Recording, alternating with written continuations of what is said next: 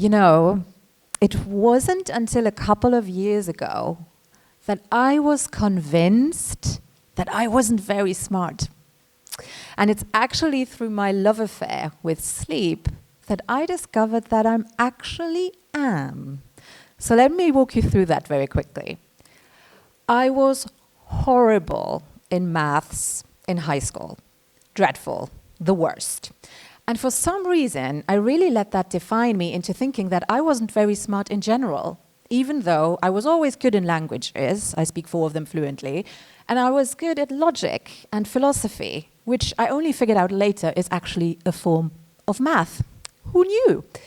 But what happened was that it really defined me into thinking that those test results in that area were making me not feel very smart. And hand in hand with that came that I was very intimidated by men, especially older men. So when I started my business with sleep, I stayed in my comfort zone, and my whole messaging and my branding was for women. But funnily enough, I started to attract a lot of men, especially middle-aged alpha dudes, to my business. And it was terrifying to me at first. I didn't know how to talk to them, how to coach them. But in the end, what happened was that I discovered that there was something they all had in common. So one of my first clients, let's just call him Bob, was this amazing man, amazing career, great leader, huge team. And yes, some of his sleep issues were physiological, but a lot of it was actually related to stress in relationships. And that pattern occurred over and over with these dudes. So what I discovered after working with a lot of them, and now they're my favorite type of person to work with, is that it most of the time boiled down to having stress in relationships to lovers, friends, family, obviously also work and teams. And that more often than not, the conclusion was that it's not our sleep that is broken, but it's our relationship with it that is messed up. Now, sleep is something, you love it, you hate it, or you don't care. And the poor thing is unfortunately very often misunderstood. So today, I want to be your guide so that you can have the best relationship with sleep ever. But why should you care? Why should you bother? Well, there are some very obvious benefits to sleep. One is obviously the physical one. So sleep is basically keeping us from dying. Not a small thing. So it's obviously there, it's for health, cell repair, and so forth, but how you can consider it is actually being your holy grail. Because what happens is that every single night, it turns back the clock of time on you. Every night, it repairs any cell damage that has been done during the day. It rebalances hormones that have gotten out of balance.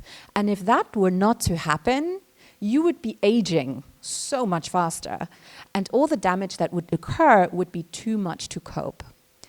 So it doesn't only give you life, but it makes your life longer. It makes it healthier and better, and that is quite a cool thing. The other thing is that it also makes you smarter, because it cleans up your brain every night from toxins, so that when you wake up, your brain is on full speed and it can serve you as its best. Now, how many people can tell that about serving you that way? So I think that's already pretty good for sleep. Now, the other thing is that it's physiological, yes, but it's also psychological. And it's not just that it keeps us from being miserable and grumpy and cranky, which it does too, but it literally helps us to cope with our everyday life and what it is throwing at us. And most of us, we have a whole lot being thrown at us every day. It might be school, it might be family, it might be someone you love who is struggling with something. It might just be watching the news. Now here's the thing. When we dream in our REM sleep, we have a safe zone. Our dreams are like a playground for our mind to throw everything out that we couldn't cope or didn't digest during the day, because maybe we're just too busy, or we did compartmentalize it, or maybe it was uncomfortable thinking about it. So when we dream, that is basically where we have our mind digesting all of those things. So very much like cell repair, our sleep is also our mind repair. And again, this is helping us to be more resilient, to keep going, to make us happy. And if we don't do that, we tend to be not just grumpy, but we really can become more depressed, more anxious. And if you actually have a tendency towards one of those as a mental disorder, it can really contribute to a full-blown mental outbreak. So all of these things are quite serious, and it should really be enough for us to understand why it is worth investigating into our relationship with sleep. So how do we actually do that? How do we build a relationship with sleep?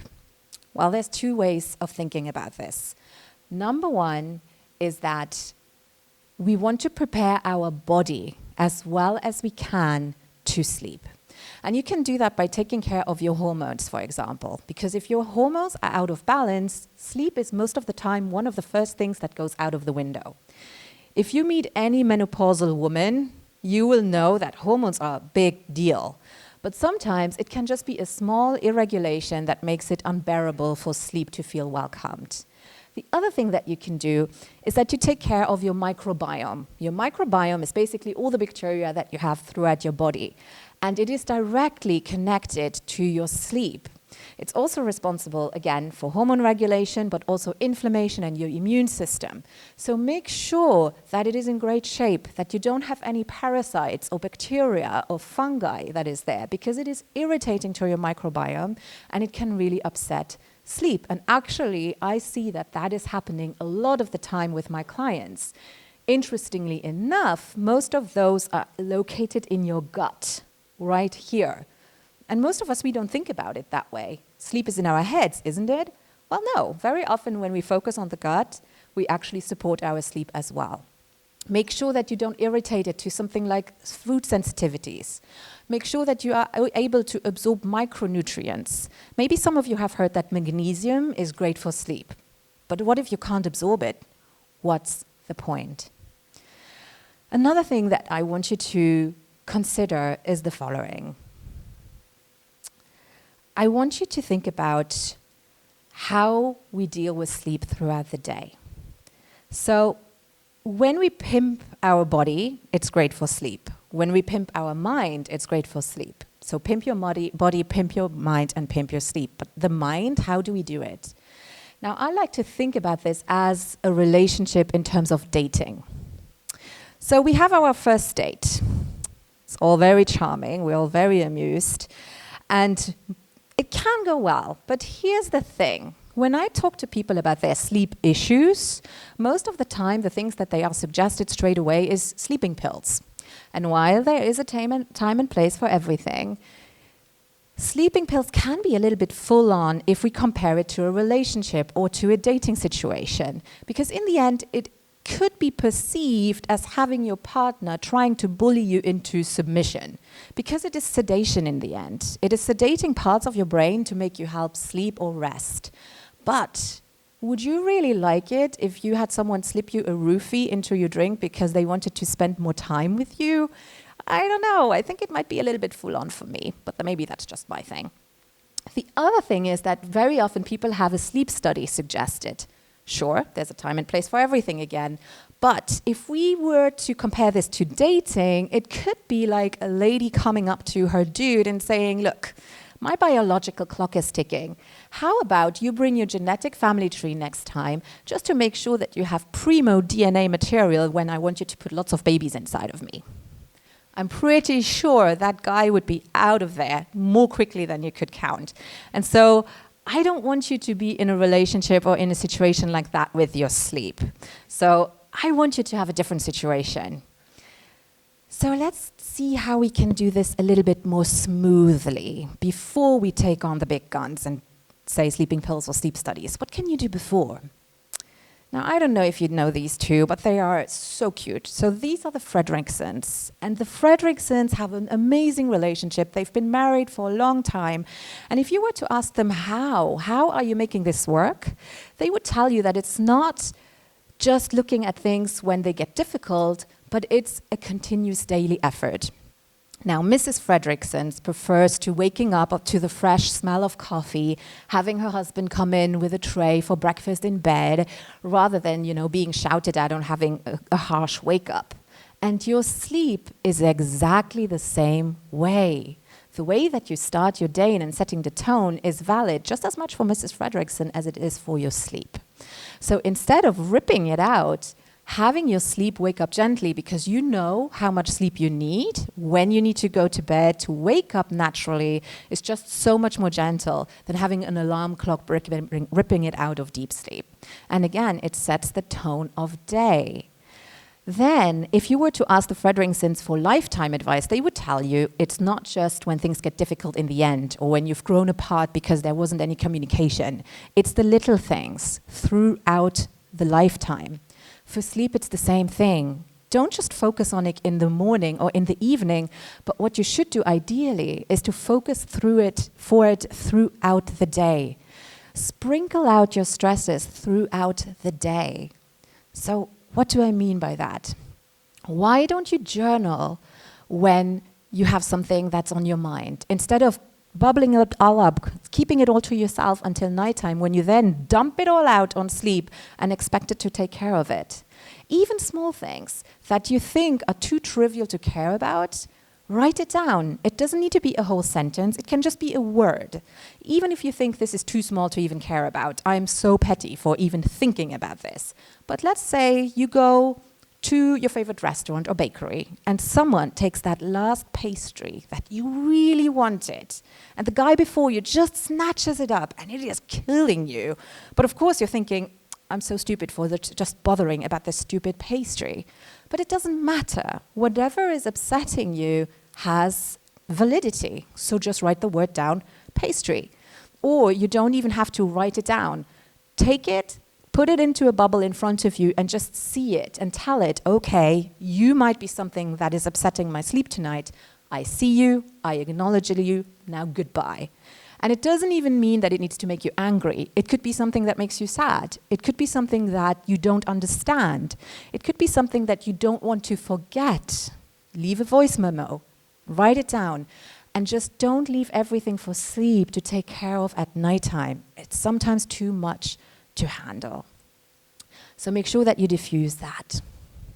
The next thing I want to talk about is that I want you to try to listen to your sleep. And that might feel a little bit weird. How do I do that? Do you know this? I don't know if you remember this show. It's called The Knight Rider. And it was this guy, Michael Knight, and his cool car, which was called Kit. There's Michael.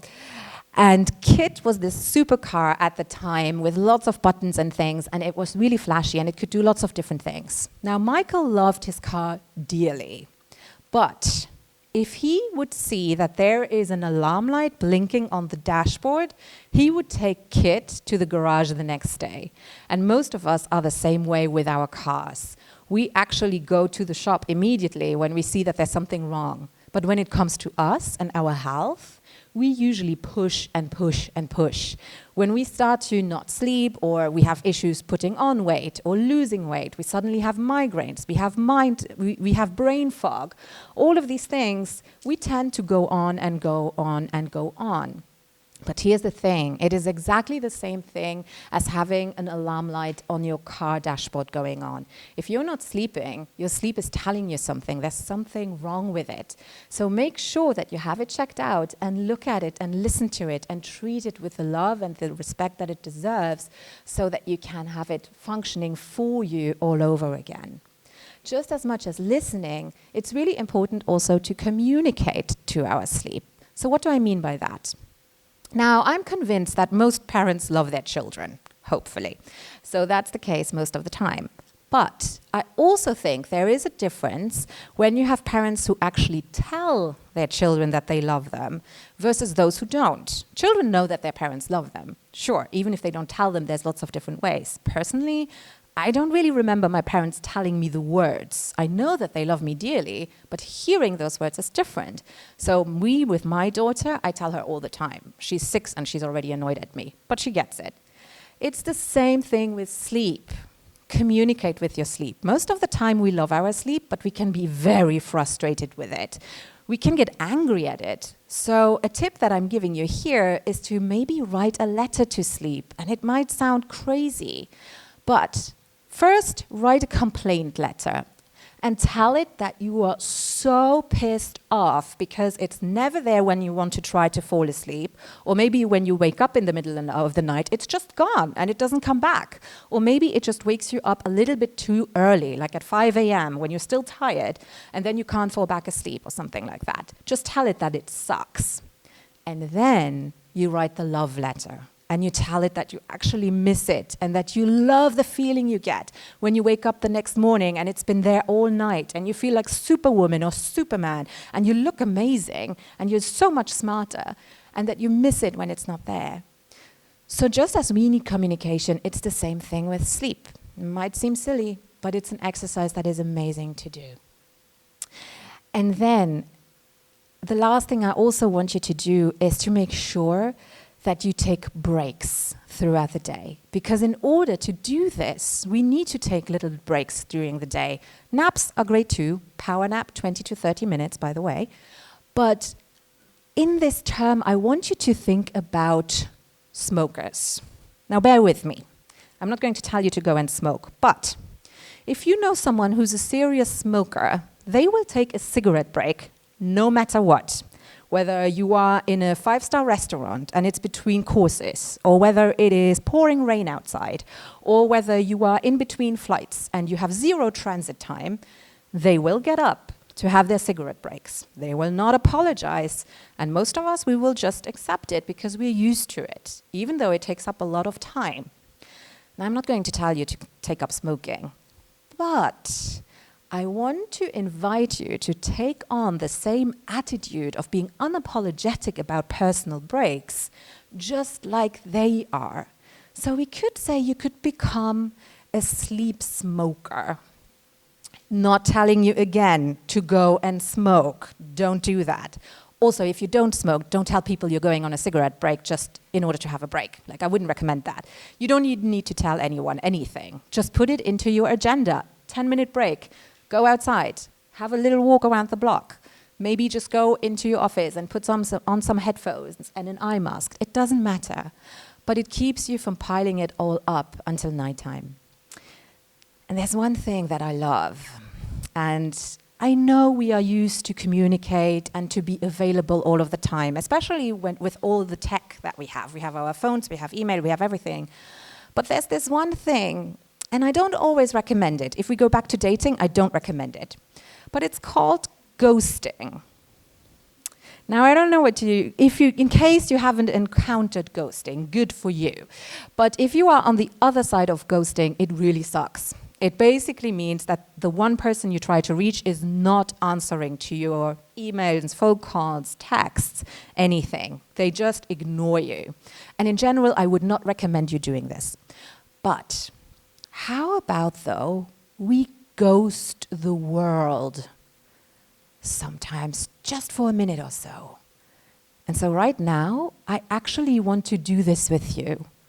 I want you to not care about anything for 1 minute. So when I tell you to, I'm going to count to 3, and we're all going to close our eyes just for a minute. We're not going to care, and we're going to ghost everything. You ready? So I'm counting to 3, and off we go ghosting. 1, 2, 3. Close your eyes, ghost.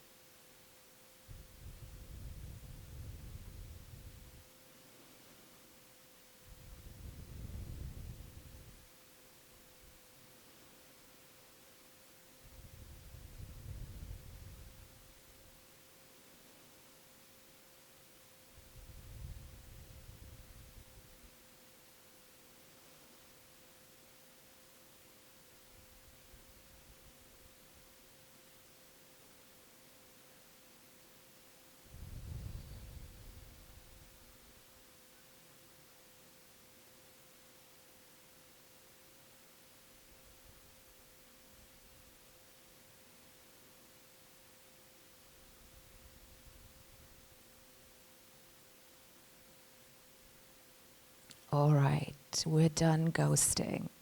How was that for you?